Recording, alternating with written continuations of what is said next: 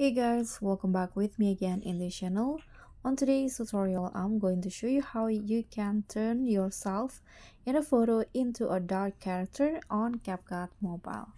So just add your photo to CapCut like this and then click on the photo, go to style, then in this style option, click on the AI photo category, swipe, and you'll find this gothic girl until this sombrero option. So I'm going to just use this two, try this two effect.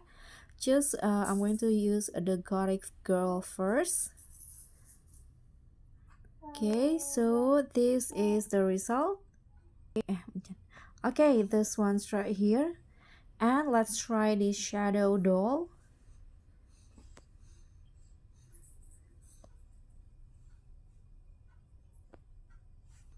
Okay, so this is the result for the shadow doll.